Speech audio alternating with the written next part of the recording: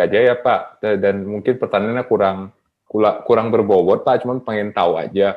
Kebetulan kan saya dan Mada udah 7 tahun di Tiongkok Pak, dan di Tiongkok itu dan setelah saya balik ke Indonesia, saya mempunyai sebuah keresahan Pak, ketika saya menggunakan sosial media, satu yang namanya berita hoax, tapi kalau terutama misalnya di platform-platform seperti WhatsApp, terkadang penyebaran berita hoax itu di WhatsApp bisa cepat sekali menyebarnya, dan terkadang isi dari pesan-pesan yang di-share itu benar-benar menurut saya meresahkan banget. Tapi kalau setahu saya di Tiongkok, biasanya kalau di WeChat yang platform mereka gunakan, dalam waktu 5-10 detik itu disebarkan, biasanya sudah langsung akan diblokir atau di-ban, tidak kelihatan lagi Pak.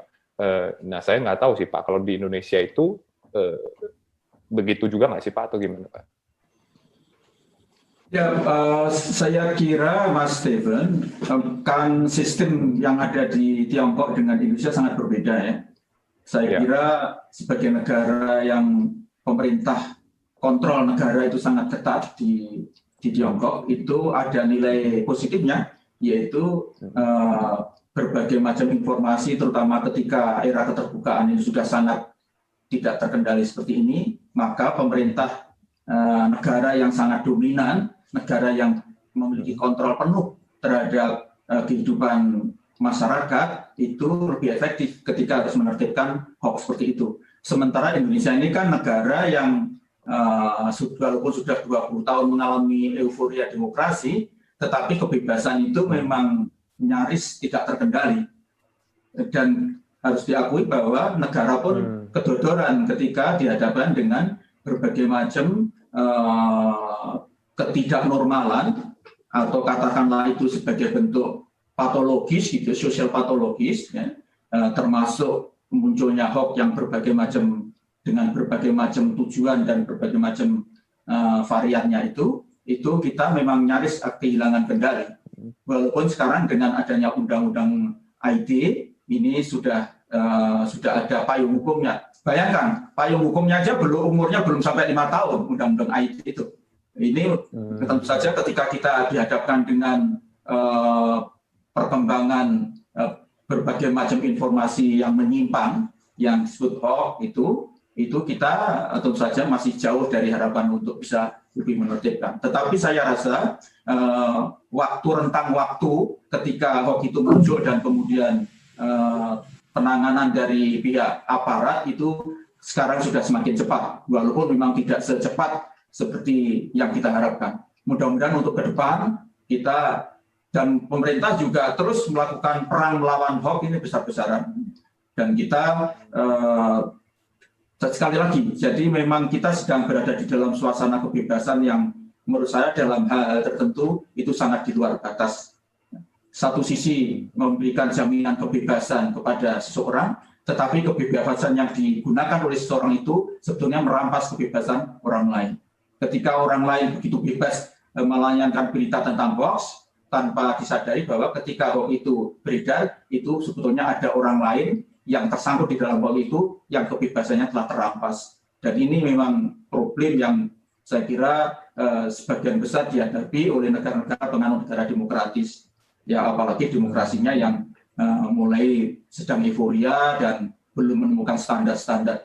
Kita sudah punya sih jargonnya demokrasi Pancasila, tetapi dalam prakteknya kan kita juga masih mencari-cari bentuk. Salah satunya adalah yang betul-betul menjadi problem kita yang belum bisa diatasi secara penuh adalah beredarnya berita-berita bohong, kemudian juga berbagai macam insinuasi, serangan-serangan yang sifatnya verbal melalui media sosial itu sangat liar.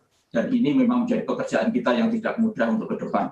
Saya kira itu jawaban saya, dan mengambang, tidak fokus, dan tentu saja saya mohon maaf kalau tidak terlalu memuaskan. Terima kasih Pak. Itu sangat memuaskan, terima kasih. Dan memang sih ya Pak ya, kalau walaupun mungkin sudah ada tindakan dari pemerintah atau segala macam kayak gitu, tapi memang dari masyarakat kita pun sendiri itu harus lebih teredukasi lagi lah ya. Kesadarannya untuk memfilter semua informasi yang didapatkannya dari sosial media di era ini gitu kan. Karena sekarang itu kan gampang banget gitu kan, kadang-kadang nggak tahu itu video dari kapan, tahun berapa, terus padahal sudah lama sekali tapi dibawa-bawa lagi gitu, atau informasi yang salah, false information begitu. Oke, jadi ada yang mau tanya lagi nih Pak, katanya Pak, jadi masih penasaran katanya. Boleh ya Pak ya? Silakan. Boleh tanya, ya saya. Mumpung ketemu. Iya, saya Kade Sawitri Pak, dari PPI Irlandia. Saya sangat mengapresiasi program-program yang Bapak sampaikan tadi, terutama untuk para pemuda Indonesia. Pertanyaan saya terkait dengan para pemuda yang sedang berada di luar negeri atau menempuh pendidikan dengan skema internasional yang ada di Indonesia. Bagaimana peran pemerintah untuk meningkatkan semangat keindonesiaan dari para muda-mudi Indonesia itu sendiri, karena seperti yang kita tahu kalau teman-teman sudah lama stay di luar negeri, mereka lebih punya benchmark tentang negara yang mereka tinggali gitu. Jadi stigma tentang Indonesia menjadi sedikit menurun karena misalnya Indonesia mau resesi seperti itu. Jadi mereka pandangannya terhadap Indonesia pun akan menurun. Bagaimana perannya pemerintah terutama dalam hal ini untuk mengobarkan kembali semangat keindonesiaan dari muda-mudi Indonesia. Seperti itu Pak. Terima kasih. Ya, terima kasih Mbak Kade. Waktu saya mendikbud, memang ada beberapa program yang kita lakukan untuk agar mahasiswa-mahasiswa Indonesia khususnya yang berada di luar negeri tetap memiliki kesadaran, memiliki bingkai norma yang keindonesiaan gitu ya. Misalnya apa? Misalnya melalui atas pendidikan kita gelar pesta budaya Indonesia. Ya.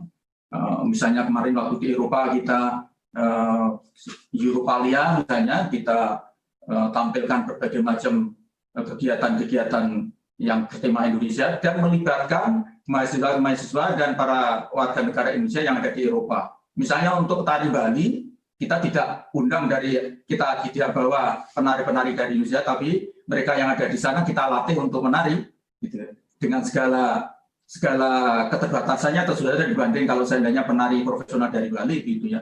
Tapi kan orang nggak tahu bahwa itu penariannya nggak profesional kan, yang tahu kan kita, gitu. Jadi itu kita lakukan. Kemudian juga bantuan peralatan. Sekarang misalnya di Inggris, di UK, ada nggak nih yang dari UK? Itu sekarang sudah ada 130 kelompok penggemar gamelan ya, penggemar gamelan yang dilatih dan bergabung dengan mahasiswa-mahasiswa dari Indonesia.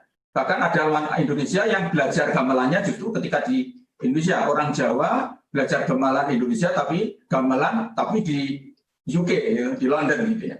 Dan saya membawa di kedutaan kita di UK itu saya kirim 2 gamelan perangkat ya, itu pelok dan silindro namanya. Itu hanya orang tertentu yang tahu bahwa gamelan Jawa itu harus ada 2 set, namanya pelok dan silindro. Ketika Dubes saya beri 1 set, terima kasihnya bukan main, saya beritahu itu sebetulnya separuh.